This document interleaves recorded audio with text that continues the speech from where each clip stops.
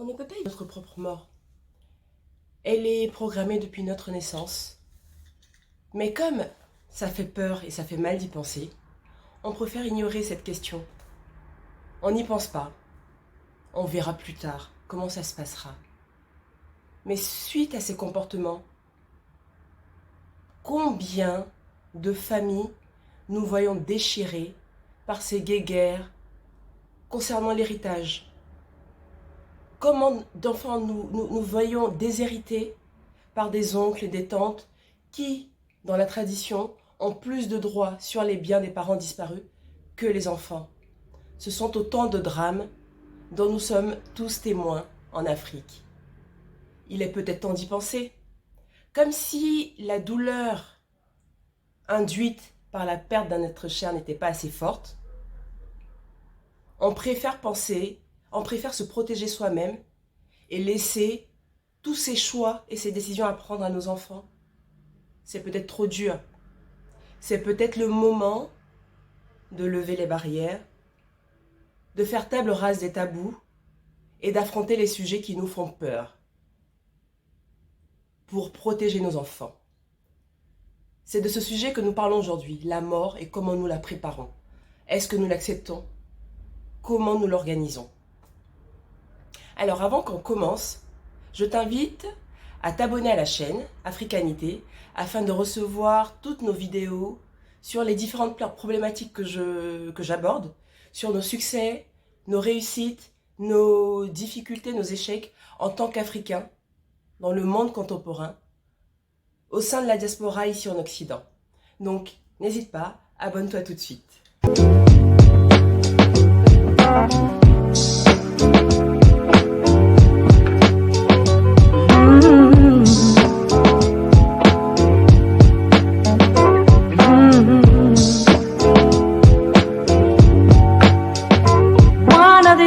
Bienvenue sur Africanité, je suis Kadi, une fervente admiratrice et amoureuse de l'Afrique. Je suis une défenseur de ses valeurs et de ses richesses. Sur Africanité, nous parlons société, art, culture, histoire et plein de sujets qui concernent les Africains en tant que tels, qui sont en Afrique, mais également les Africains au sein de la diaspora ici en Occident, et également tous les amoureux de l'Afrique. Avant de commencer, je t'invite à télécharger l'e-book que j'ai rédigé sur les différentes idées reçues que l'on a sur l'Afrique, aussi bien nous que les autres, car c'est le moment de s'en affranchir et de passer à une étape plus libre, plus forte, plus puissante au sein de nos communautés. C'est le moment de nous engager pour faire de nos populations des populations fortes et qui auront demain leur place sur le devant de la scène internationale. Cet e-book te permettra de te bâtir le bon état d'esprit pour faire partie de notre communauté Africanité, qui est une communauté pleine de force, de pouvoir et qui est pour l'action. On a assez parlé, on a assez tergiversé, on a assez discuté sur tous les sujets qui nous concernent en tant qu'Africains. C'est le moment d'agir. Les plus petites actions sont les bienvenues. Alors, tout de suite, télécharge cet e-book. Alors, aujourd'hui, nous parlons de la mort et du fait que, au sein de notre continent, nous préférons l'ignorer par peur, par crainte. Jusque-là, nous ne préparons malheureusement pas notre mort. À quoi cela est dû? Historiquement, ou on va dire culturellement, parler de mort à quelqu'un pourrait être interprété comme un mauvais sort qu'on lui lance. Très souvent, lorsqu'une personne ose parler de mort, son interlocuteur est tout de suite emmené à l'accuser de vouloir, de lui souhaiter une mort précoce. Ou alors, comme quand nous-mêmes, on ose parler de notre propre mort, on se dit tout simplement que on est peut-être en train d'attirer le mauvais œil, le mauvais sort sur nous. Donc on a peur de parler, on a peur de se jeter comme ça au lion, parce que la mort est quelque chose d'inconnu pour nous, êtres humains. C'est quelque chose qu'on a peur d'affronter, c'est quelque chose qui nous met face à notre propre faiblesse, notre propre impuissance. Et nous, au sein de nos communautés, on n'y arrive pas. On n'arrive tout simplement pas à en parler. On n'arrive pas à préparer notre mort. On préfère fermer les yeux, faire comme si ça n'arrivait pas, comme si ça n'allait jamais arriver. Et on se dit, ben, on attend. Ces croyances ont la peau dure. Et elles sont malheureusement très ancrées au sein de nos sociétés. Mais il faut peut-être commencer à y penser et mener une certaine réflexion sur le sujet, parce que combien d'entre nous avons été témoins de familles comme ça déchirées, entre frères et sœurs, d'enfants déshérités, comme je disais plus récemment. Euh, Personnellement, mes parents ont un chauffeur qui est qu'on adore, qui est très sympathique, très gentil. Mais ce pauvre jeune homme, qui était plein d'ambition, qui est plein de potentiel, n'a pas pu aller au terme de ses études. Il se débrouille tout juste pour lire et écrire. Mais pourquoi? Parce que très tôt, il a perdu son père qui avait pourtant certains biens, mais par tradition, tout leur a été arraché. Par les oncles, les tantes, parce que c'était des ayants droit selon la tradition. Il y a peut-être un choix à faire. Si nous, en tant que parents, on estime qu'on aime bien nos traditions, mais que au final, sur ce point-là, moi, j'ai pas envie que mes enfants souffrent, ben, le choix est à faire et les décisions sont à prendre. Si on n'a pas envie de voir souffrir nos enfants, si on a envie de leur alléger la tâche lorsque nous partirons, parce que ça arrivera malheureusement, c'est dur à dire, c'est dur à penser, c'est dur à l'accepter, mais on est impuissant face à cela. On ne peut que faire en sorte que ça se passe du mieux possible. Mais si on n'a pas envie que nos enfants souffrent plus que de nécessaire, mais c'est peut-être le moment de commencer à penser à ce qu'on peut faire pour alléger tout ça. Dans un premier temps, il faut commencer déjà à penser de ce qu'on veut faire, de ce qu'on a comme décision concernant notre propre personne. Notre propre personne, c'est-à-dire, à un moment, on ne sera qu'une dépouille. Est-ce que c'est aux enfants de savoir ce qu'on veut faire de notre corps? Est-ce que c'est à nos enfants de savoir si on veut être incinéré, enterré? Est-ce qu'on veut une cérémonie religieuse? Est-ce qu'on veut être enterré selon les traditions de son ethnie? Est-ce que nous décidons de donner nos organes? Parce que oui, nous on est peut-être morts, mais on a encore la possibilité de donner la vie à des personnes malades, à des personnes accidentées. Est-ce qu'on décide de cela? Alors on le fait savoir, on s'enregistre sur le registre national des acceptations, des refuges, je ne sais plus ce que c'est, mais ça existe. Est-ce qu'on décide de donner son corps à la science? Parce qu'on peut aider, on peut pouvoir aider la science à avancer. C'est une possibilité. Alors c'est à nous d'engager ces questions, d'engager ces discussions, de l'écrire. C'est pas aux enfants de décider, c'est à nous. Donc, qu'est-ce que ça nous coûte à un moment ou à un autre d'en parler? Quand les enfants arrivent à une certaine maturité, ou alors même de l'écrire quelque part, Tout plein de choses existent aujourd'hui pour laisser des traces sur ce qu'on voudrait. Est-ce que on veut un cercueil? Est-ce qu'on veut être comme les musulmans, juste dans un linceul, emballé dans un linceul et m'être mis en terre? Est-ce qu'on veut être inhumé dans un caveau familial? Dans quelle ville, dans quel pays? Ce sont des décisions à prendre. Ce sont des décisions à prendre. Il faut y penser. C'est dur, mais j'ai envie de dire que ce qui me donne la force à moi, c'est de me dire que un jour, quand je serai partie, ben, ce sera la seule chose que je pourrais faire à ce moment-là. Alléger la tâche à mes enfants, à mon mari, s'il est là. Voilà. Il faut que ce que vous pourriez apporter à vos enfants, à ce moment-là, vous donne la force. Je ne souhaiterais pas pour mes enfants que la tâche leur soit beaucoup plus difficile. Alors, c'est peut-être le temps d'en parler, tout simplement. Après des questions purement pratiques et spirituelles, c'est le moment de penser à tout ce qui concerne l'héritage. Quand on a construit quelque chose et qu'on a envie de transmettre, faut pas penser que parce que on a eu des enfants élevés dans l'amour, la fraternité, l'union, l'unité, comme c'est le cas en Afrique, parce qu'ils ont été éduqués de cette façon, ben, après notre mort, tout se passera bien. Pas du tout.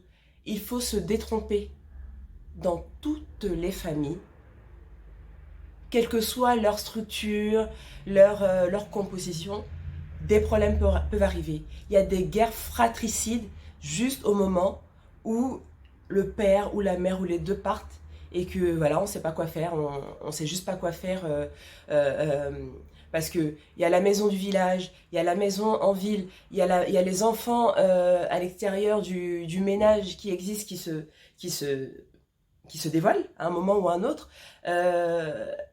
On ne sait pas. Et les parents ont laissé un compte bancaire avec quelques billets dessus. On a des champs, on a plein de choses, mais les enfants ne savent pas quoi faire. Ça arrive même au sein de familles richissimes. Faut pas croire qu'il y a juste les moins aisés qui se battent pour s'attirer à eux quelques biens par-ci par-là. Non, ça arrive partout. Ça arrive partout. Qui est un membre de la famille que moi j'appelle les brebis galeuses, qui ait envie d'avoir plus que les autres, qui se sentent plus intelligents que les autres pour aller modifier des papiers chez un notaire. Mais si nous, en tant que parents, on a envie de garder l'unité dont on parle, on leur a donné avec l'éducation, qu'on leur a fournie, qu'on leur a offerte pendant toutes ces années, si on a envie que ça continue, mais il faut supprimer toutes ces causes de rivalité. On écrit un testament. Le testament, c'est fait pour ça. Pour faciliter les successions, les héritages. Des notaires, il y en a une panoplie qui n'attendent que vous ne passiez leur porte, le pas de leur porte. Il y en a plein. Des notaires, il y en a à tous les prix. On peut avoir des questions, des réponses à nos questions. On peut consulter un notaire pour, dans un premier temps, savoir ce qu'il y a à faire si on est perdu. On peut aller voir un notaire pour écrire nos volontés. Simplement nos volontés, même sur notre dépouille.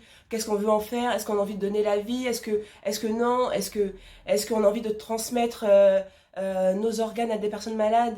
Est-ce qu'on a envie d'aider la science et tout ça? Si on n'a pas envie d'en parler directement avec sa famille, parce que c'est dur, ce sont des sujets très très très difficiles à aborder, on l'écrit tout simplement de façon claire, on va signer chez le notaire, on laisse son testament avec tout ce qui concerne les biens et tout ça, on laisse le nom d'une personne de confiance, et c'est tout. Au moment de la mort, la personne de confiance saura vers qui se tourner.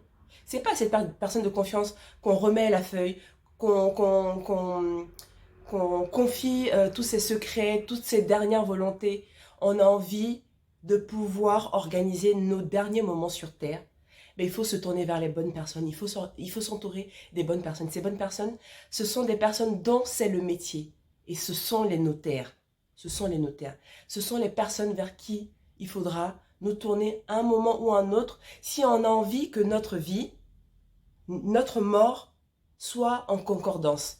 Moi, je n'ai pas envie d'avoir une vie toute rose avec ma famille où tout le monde s'entend bien et que à partir du moment où je pars, où je n'existe plus sur cette terre et que tout le monde se bagarre, que s'entre-déchire, qu'il y ait des guéguerres, qu'il y ait des séparations, des divisions dans la famille. Non, ce n'est pas le moment. C'est à ce moment-là que tout le monde doit être uni. Justement. J'assiste, hein, je continue à assister à pas mal. Je suis moi-même d'origine ivoirienne et ma mère est de l'ethnie Bété. Les traditions chez nous sont difficiles. Autant j'adore certaines choses, autant il y a certains points qui me hérissent les cheveux sur la tête, les poils sur le corps, parce qu'il y a des choses qui sont inacceptables. Inacceptables. Donc vraiment, si on a fait le choix aujourd'hui de faire de sa mort un moment rassembleur plutôt que une mort qui divise, c'est le moment d'y réfléchir. C'est le moment d'en prendre conscience pour les chrétiens, les musulmans, les pratiquants. C'est le moment d'accepter l'inévitable. C'est le moment d'accepter sa mort, de s'avouer qu'on est impuissant face à celle-ci et que la seule chose sur laquelle nous avons une certaine un certain pouvoir, une certaine puissance, une certaine influence, c'est l'organisation de l'après, notre après-vie. Ça passe par quoi? Ça passe par des choix, ça passe par de la communication à une personne de confiance si on veut. Mais moi j'ai envie de dire, même si c'est pas son mari à qui on a vraiment confiance, mais peut-être se confier juste à un notaire. Et en dernière chose, c'est le point qui me meurtrit quand j'y pense. On parle d'argent, on parle de ce qu'on veut faire de sa dépouille mortelle, mais il y a un point qui reste en suspens. C'est contre nature, hein. Mais il arrive que nous mourions tôt, quand nos enfants sont encore enfants. Qu'est-ce qui se passe à ce moment? Qu'est-ce qui se passe lorsque un papa et une maman meurent en même temps? Qu'est-ce qui se passe pour les enfants? On n'en parle pas, parce qu'on a mal. Moi, rien que d'y penser, j'ai des larmes aux yeux, voilà. Euh, c'est dur, parce qu'on n'a pas envie. Nous, en tant que parents, on est là pour élever nos enfants. On est là pour les entourer d'amour, pour les cajoler, les câliner, les réconforter quand il faut. Mais malheureusement, il y a des milliers d'enfants sur Terre, des millions d'enfants, qui sont sans parents. Qu'est-ce qu'il arrive? La déchéance? Je ne veux pas ça pour mes enfants. Je ne sais pas pour vous, mais est-ce que vous y avez pensé? J'aimerais bien que vous me le disiez en commentaire. Est-ce que vous avez pensé à ce qui se passera si jamais un jour, malheureusement, il vous arriverait de trouver la mort en même temps que votre conjoint? Qu'est-ce qui se passe? Ou alors pour les parents seuls, une maman qui élève seule ses enfants, un papa qui élève seul ses enfants. Qu'est-ce qui se passe si vous disparaissez du jour au lendemain? Mais moi, j'y réfléchis. J'y réfléchis. C'est une discussion que j'ai eu du mal à entamer avec mon mari parce que j'avais peur ou je me sentais vraiment mal à l'aise tout simplement d'en parler. Mon mari est plutôt cool sur ce genre de sujet. Il est plutôt nature, ouvert à tous ces sujets. Mais peut-être parce que lui, il est né en France et qu'il a un peu l'esprit un peu, on va dire, européen. Moi, je suis une vraie africaine sur ces questions-là. J'ai peur de parler de mort, tout simplement. Ça me fait peur. Mais je fais un travail sur moi parce que je ne veux pas me préserver moi au détriment de mes enfants. Donc aujourd'hui, j'ai décidé d'affronter ces questions-là et ben, préserver mes filles, parce que c'est la prunelle de mes yeux. Je pense que ma disparition sera déjà assez difficile, donc j'ai envie pour elles euh, de faciliter les choses. Si un jour, un papa et une maman disparaissent en même temps, qu'est-ce qui se passe? Mais moi je dis, c'est le moment pour nous tous, parents, de décider d'une personne qui pourrait être un tuteur légal. Moi j'ai envie de choisir avant mon départ, si jamais mes enfants sont encore mineurs, j'ai envie de décider de la personne qui prendra en charge mes enfants. Parce que j'ai envie de choisir sa moralité, j'ai envie de choisir ses valeurs, j'ai envie de savoir si c'est une personne pleine d'amour, qui a de l'amour à revendre, qui est digne de confiance, qui pourrait apporter à mes enfants tout ce qui leur manquera, peut-être pas tout, parce que euh, une autre personne ne pourra jamais remplacer des parents, mais moi j'ai envie de choisir cette personne. Cette personne-là, maintenant, dans ma tête, je sais qui c'est. Le truc que je n'ai pas encore fait, le pas que je n'ai pas encore fait, c'est d'aller en parler à cette personne. Mon mari et moi savons qui nous avons décidé d'avoir comme tuteur légal pour nos enfants, de par, sa culture générale, son ouverture d'esprit, l'amour que cette personne a pour nos filles, toutes ces choses, et les moyens financiers un petit peu aussi quand même. Voilà, je sais qu'aujourd'hui, je ne peux pas compter sur mes parents, même s'ils ont toute la volonté du monde, ils ont tout l'amour euh, pour mes enfants. Je ne peux pas, mes parents, ils sont âgés, ils sont fatigués. Soyons réalistes, c'est une question à penser, à réfléchir. Il faut décider de la personne qu'on voudrait comme tuteur légal pour nos enfants, qui accompagneront nos enfants dans leur évolution, qui accompagneront nos enfants dans leurs différents apprentissages si jamais ils ne sont pas là, qui aimeront nos enfants peut-être pas comme nous, mais qui les aimeront assez pour qu'elles se sentent équilibrées, pour qu'ils se sentent équilibrés et que ça fasse demain des adultes bien construits. Voilà. C'est vraiment un sujet difficile, mais c'est bon. Il faut qu'on arrête de se dire, ah, tu me parles de mort, tu as envie de, tu souhaites que je meure ou quoi? Ah, tu me parles de mort parce que tu sais que j'ai des biens. Ah, j'ai un neveu qui m'a parlé de mort. Bon, c'est vrai que il m'aime beaucoup, hein. Il vient là tous les week-ends et tout ça, mais il m'a parlé de ce qu'on pourrait faire si j'étais pas là un jour. Mais c'est bien d'en parler. Il y a rien de mal. Peut-être qu'il y a des personnes mal intentionnées, mais on ne va pas baser nos comportements sur ces minorités, sur ces personnes qui ont de mauvaises intentions. Non, notre but, à nous, on doit garder notre énergie, on doit rester focus sur nos enfants. Qu'est-ce qu'on veut pour nos enfants? Qu'est-ce qu'on veut pour nos familles? Comment on veut que nos familles soient construites? Quand on a construit une forteresse autour de nous, que ce soit sur le plan personnel, sur les valeurs, sur le plan financier, sur les biens, sur l'amour, la solidification des fondations de notre famille. Mais est-ce qu'on a envie que ça dégringole? Mais moi, j'ai juste pas envie de ça. J'ai juste pas envie de ça. Moi, j'ai envie que ma mort ressemble à la vie que j'ai menée.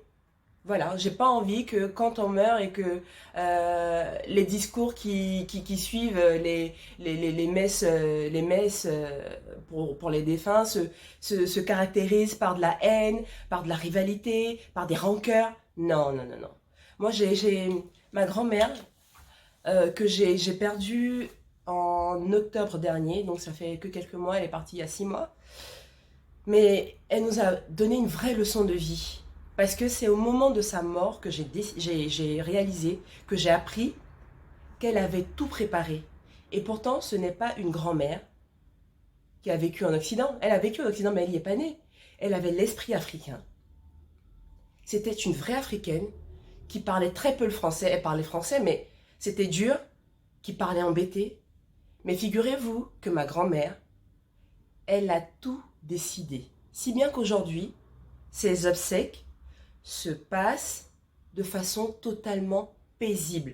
Il n'y a pas de discussion à rallonge comme on peut voir dans les enterrements, les obsèques classiques, hein, de qui décide de garder le corps, qui décide de l'endroit où on va l'enterrer, de la ville, qui décide de qui va acheter le cercueil. Tout a été programmé de A à Z. On sait aujourd'hui qu'elle veut un caveau familial. On sait de quelle matière elle veut que ce soit fait. On a su au bout de combien de temps maximum elle voulait être enterrée. On savait dans quelle tenue. On savait qu'elle ne voulait pas de certaines parties de la tradition bété. Franchement, j'ai été agréablement surprise. Agréablement surprise. J'aurais pas imaginé ça.